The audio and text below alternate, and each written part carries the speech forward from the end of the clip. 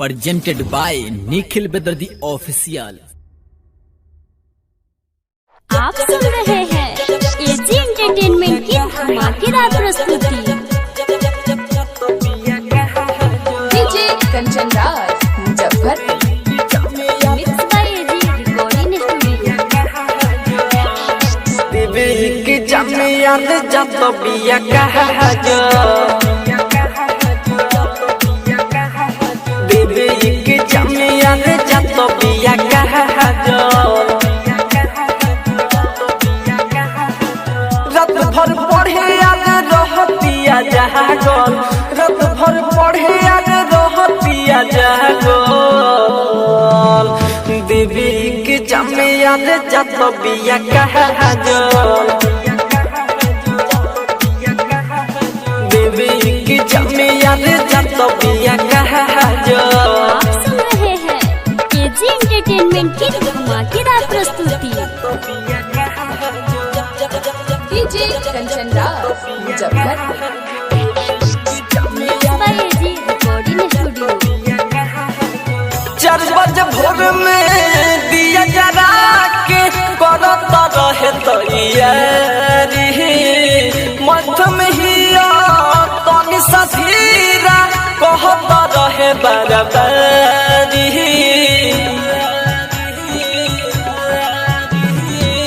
4 बजे भोर में दिया जरा के करता रहे तैयारी मध्यम हिया तनी सधीरा कहता रहे बराबरी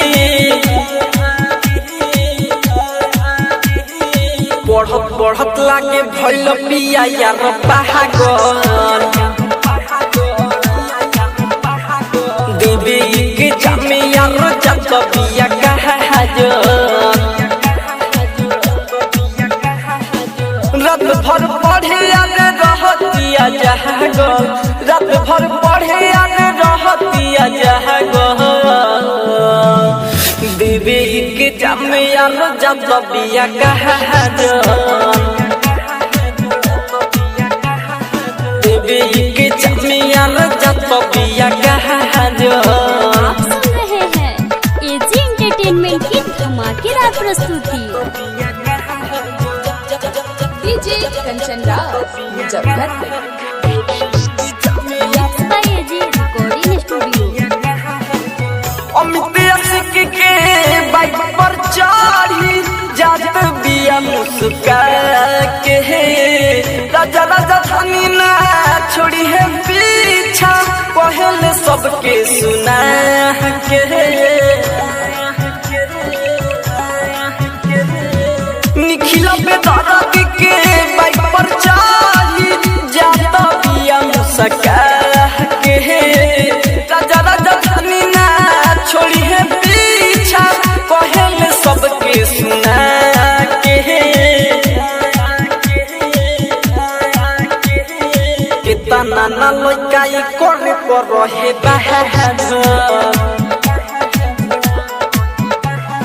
देवी की जमिया जब बिया कहा जो